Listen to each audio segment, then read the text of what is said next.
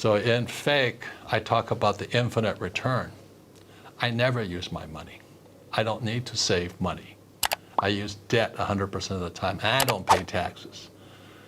So that's kind of what you find out in fake, fake money, fake teachers, fake assets. Because every time a teacher told me to get a job, I said, you gotta be kidding me. She goes, if you don't get good grades, you won't get a job. And I said, oh, that's good. I'm glad to hear that, And the teacher would go nuts.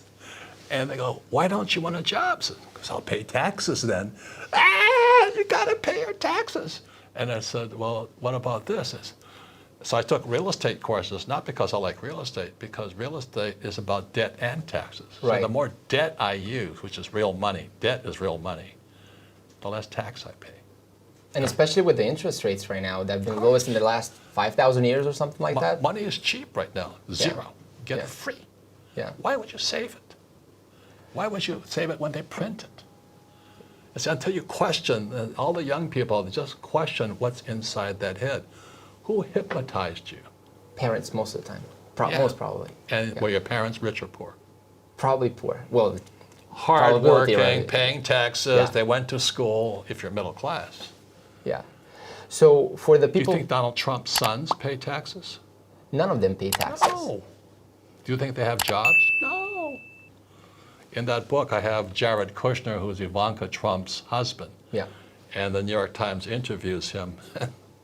The reporter is an A student, smart guy with a job, and he just can't understand how Kushners, who are richer than the Trumps, Jewish family richer than the Trumps, Yeah. how they get away with not paying taxes. And this reporter was going crazy. It's in the book, in fake. He just couldn't understand it because he's been hypnotized.